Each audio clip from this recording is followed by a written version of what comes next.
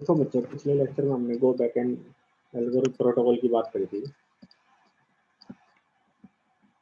गो backend, इसको हम short में GBN भी लिख देते हैं।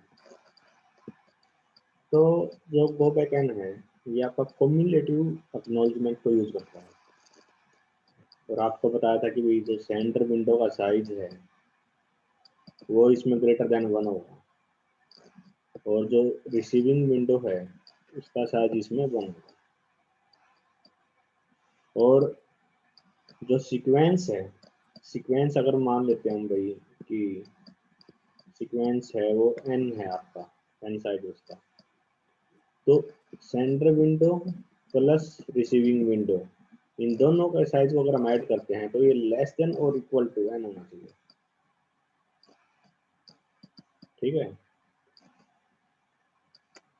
अब सपोज करो अपना एक केस है भाई कि ये सेंटर होगा, ये रिसीवर होगा आपका। अब आपका जो सीक्वेंस है वो ये है,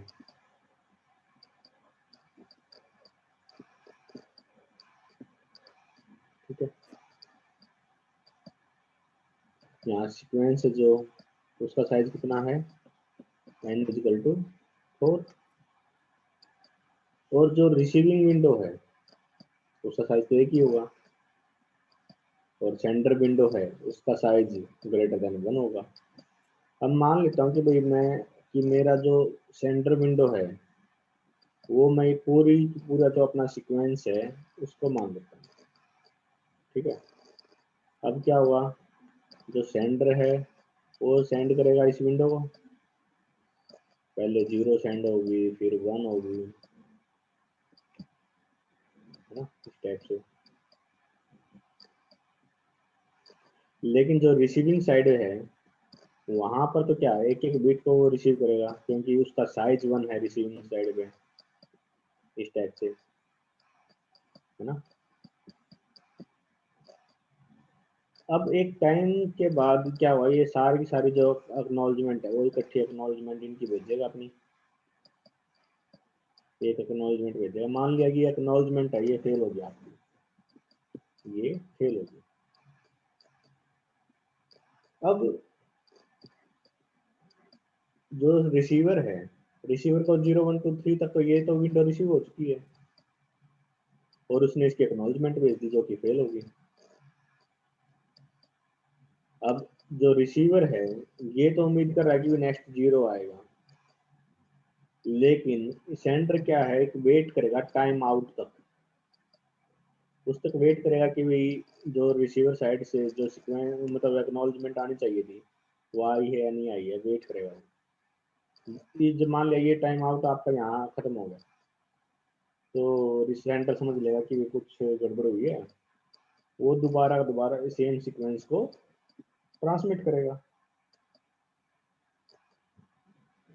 अब दोबारा उसने सेंड कर दिया 0 1 2 इस टाइप से, है ना। अब ये जो 0 है ये यहाँ गई है इस जगह पे, क्योंकि रिसीवर के हिसाब से तो उसने तो रिसीव कर लिया ये। अब ये ने वो तो इस वाले 0 की उम्मीद कर रहा था इस जगह पर, है ना। लेकिन सेंटर ने क्या सेंड की है, यही विंडो दोबारा सेंड करी है, तो इसका मतलब ये चीज एक्सेप्टेबल नहीं होनी चाहिए। रिसीवर तो इसकी उम्मीद कर रहा है, सेंटर ये सेंड कर रहा है। तो ये इशू क्यों आया, क्योंकि जो सेंडर विंडो का साइज और रिसीवर विंडो का साइज वो लेस देन और इक्वल टू n होना चाहिए। यहाँ पर अपना सेंटर विंडो का साइज कितना है, और रिसीवर विंडो का साइज कितना है, 1। ये हो गया आपका 5, इन दोनों का ऐड करूँ तो मैं, और n की वैल्यू क्या है, 4। ये तो गलत हो गया ना, ये अगर मैं इसमें पुट करता हूँ इस वैल्यू को, समझ रहे हो चीज।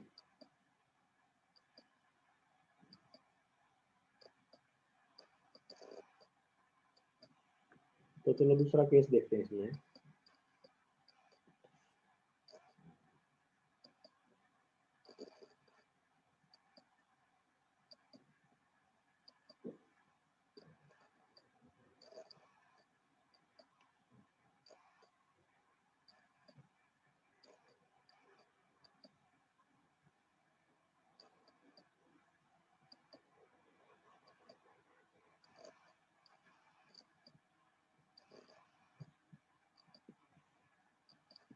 ये आपका सीक्वेंस है, ठीक है, ये आपका सेंडर। अब सेंडर सेंड कर रहा है, मान लिया अब इस केस में जो अपना विंडो है, सेंटर विंडो, वो मान लेते हैं कि भाई ये है। अब ये 0 सेंड करेगा, यहाँ पर क्या होगा, रिसीवर विंडो का साइज 1 है, तो 0 सेंड हुई तो 0 उसने रिसीव कर ली, फिर 1 आया तो उसने 1 रिसीव कर ली, फिर 2 आया तो उसने 2 रिसीव कर ली। अब वो एक्नॉलेजमेंट भी भेजेगा इसकी, है ना। मान लेते हैं कि वो एक्नॉलेजमेंट है वो आपकी फेल होगी। अब जो रिसीवर है वो उम्मीद कर रहा है कि उसको नेक्स्ट आए 3 की उम्मीद है उसको, तो लेकिन सेंडर क्या है, एक टाइम आउट तक वेट करेगा कि भाई जो रिसीवर है उसकी एक्नॉलेजमेंट उसको मिल जाए। तो टाइम आउट तक उसको जब एक्नॉलेजमेंट नहीं मिलती है, वो क्या करेगा, उसी विंडो को दोबारा रीट्रांसमिट करेगा, सेम विंडो को दोबारा वो सेंड करेगा 0 1 इस टाइप से। लेकिन रिसीवर क्या है, रिसीवर को तो उम्मीद थी 3 आएगा उसको। तो इसका मतलब क्या है, रिसीवर को पता चल गया कि भी जो तूने एक्नॉलेजमेंट भेजी थी वो एक्नॉलेजमेंट सेंटर तक नहीं पहुंची। लेकिन पीछे वाला केस क्या था, वो पीछे वाले केस में वो 0 की उम्मीद कर रहा था, उसको 0 ही मिल रही थी। रिसीवर को नहीं पता था कि भाई कौन सी 0 है, ये पिछले सीक्वेंस की 0 है या नए सीक्वेंस की 0 है। समझ रहे हो ना, पिछले केस में क्या था, ये था विंडो का साइज, और जब सेंटर ने दोबारा ये सेंड करी तो रिसीवर को 0 की उम्मीद थी। अब 0 तो ये भी होते नेक्स्ट सीक्वेंस की, लेकिन ये उसने ये सेंड करी, उसको रिसीवर को तो पता ही नहीं भाई कौन सी सीक्वेंस की 0 है। लेकिन इस केस में क्या हो रहा है, इस केस में वो 3 की उम्मीद कर रहा है, उसको मिल रही है 0। इसका मतलब रिसीवर को पता चल गया कि भाई जो ये 0 है इसलिए आई है क्योंकि जो अक्नॉलेजमेंट तूने भेजी थी वो फेल हो चुकी है। समझ में आ रही है ये बात? 2 मिनट सोचो इस पर आराम से, वीडियो पॉज करके। तो अगर हम देखें, जो विंडो है सेंटर की, सेंटर विंडो, उसका size maximum, maximum centre window का जो साइज होगा वो आपका n-1 हो सकता है।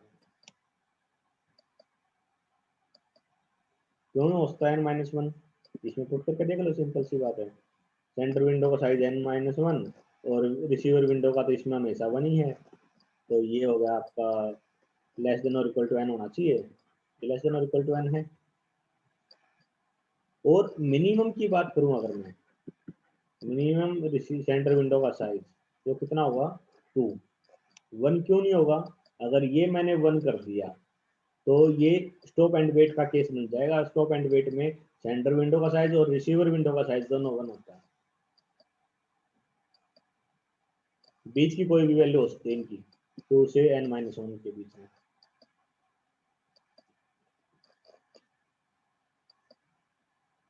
समझ में आई ये बात?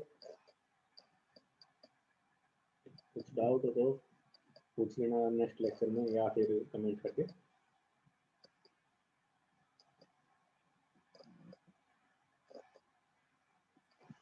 उसके बाद आता है सिलेक्टिव रिपीट।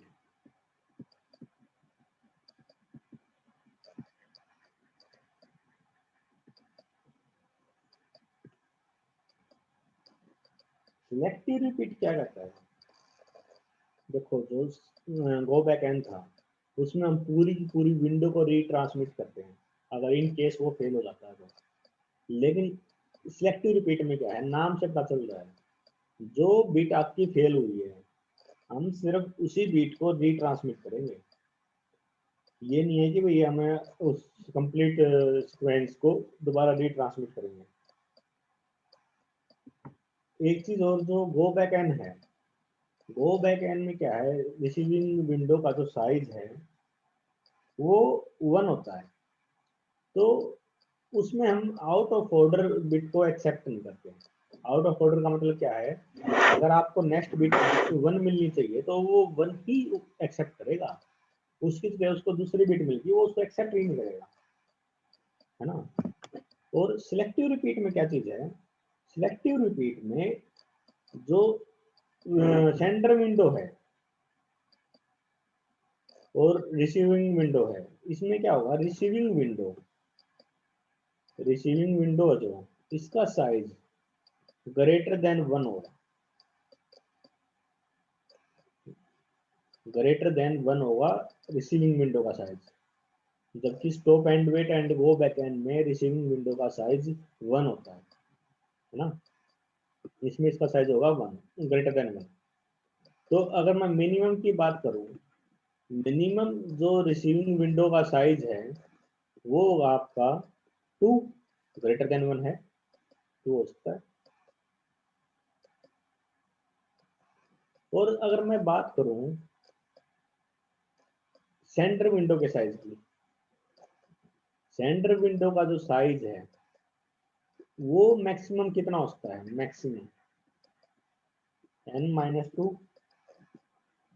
n-2 क्यों हुआ यहाँ पर, गो बैक एंड में ये n-1 था मैक्सिमम, क्योंकि अगर मैं बात फॉर्मूले पुट करूँ, सेंटर विंडो का साइज प्लस रिसीविंग विंडो का साइज लेस देन और इक्वल टू होना चाहिए आपका सीक्वेंस से, है ना। तो अगर मैं इसको मिनिमम लेंगे तभी सेंटर विंडो का साइज मैक्सिमम हो सकता है ना। तो अगर मैं इसको n-2 पुट करता हूँ और यहाँ पर इसको 2 पुट करता हूँ तो इसी केस में इसकी वैल्यू लेस देन और इक्वल टू 1 हो सकती है ना। तो मैक्सिमम सेंटर विंडो का साइज तो ये होगा और मिनिमम सेंटर रिसीविंग विंडो का साइज 2 होगा। बेस्ट होता है जब ये दोनों इक्वल हो, सेंटर विंडो का साइज और रिसीविंग विंडो का जो साइज है वो इक्वल हो n-n/2, ये बेस्ट कॉम्बिनेशन होता है।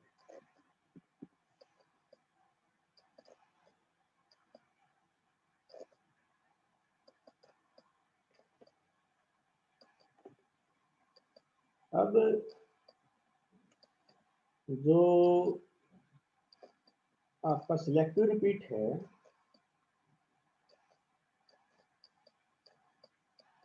इसका जो साइज होता है आपका रिसीविंग का वो ग्रेटर देन 1 है।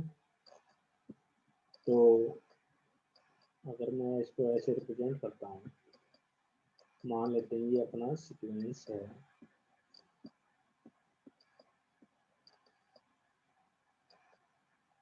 तो उसमें मान लिया ये आपकी यहाँ पर, मैं इस केस में जो विंडो है, सेंटर विंडो है वो 4 ले लेता हूँ और सीक्वेंस भी आपका 4 है।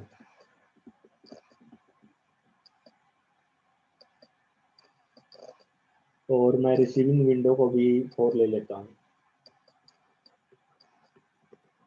अब जब इसमें सेंड किया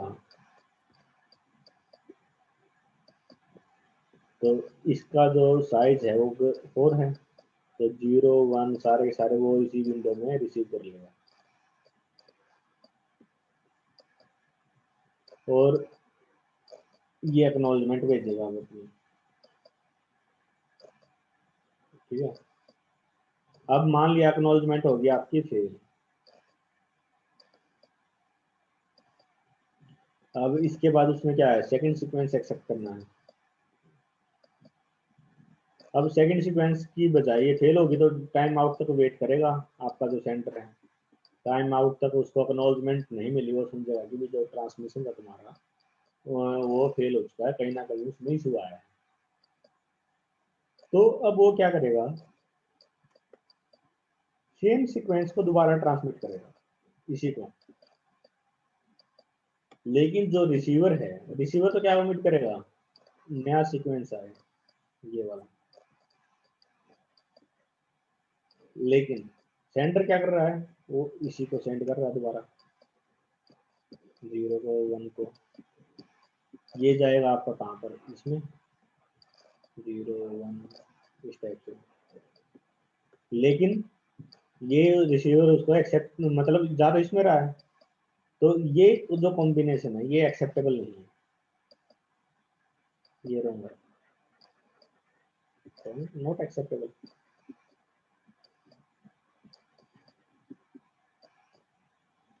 क्योंकि आपने जो ट्रांसमिट करना है वो इसी हिसाब से करना है कि सेंटर विंडो का साइज प्लस रिसीविंग विंडो का साइज वो लेस देन और इक्वल टू आपका सीक्वेंस के साइज से हो। तो अपने पास अगर मैं इसको रिप्रेजेंट करता हूँ, मान लिया सेंटर विंडो का साइज है और ये रिसीविंग विंडो का साइज, मान लेते हैं कि दोनों की वैल्यू 1 1 है, तो ये केस कौन किसका होता है आपका, टॉप एंड वेट। ये 2 ये 1, तो ये आपका किस में आ जाता है, गो बैक एंड में। ये 3 ये 1 ये 7 ये 1 ये सारे के सारे क्या है, गो बैक एंड। अब मान लेते हैं कि भाई ये 3 ये 2, ये वाला किस किस का बन जाएगा, सिलेक्टिव रिपीट का, क्योंकि रिसीविंग विंडो का जो साइज है वो ग्रेटर देन 1 हो गया है। मान लिया 5 है और ये आपका 3 है, ये भी आपका सिलेक्टिव रिपीटर कौन केस बनता है। जो सिलेक्टिव रिपीट है ये इंडिपेंडेंट एक्नॉलेजमेंट यूज करता है, इंडिपेंडेंट। और जो गो बैक एन है ये आपका यूज करता है कॉम्युलेटिव।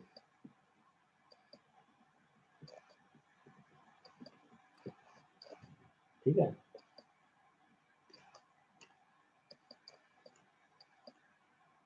तो ये अपना था go back N, selective repeat और sliding window control, flow control करने की टेक्निक्स। तो इस लेक्चर में इतना ही, नेक्स्ट में हम अलोहा देखेंगे। इसमें किसी को इशू है या तो नेक्स्ट लेक्चर में पूछ लेना, या फिर व्हाट्सएप पे या फिर अपना कमेंट करके डाउट है तो पूछ लेना।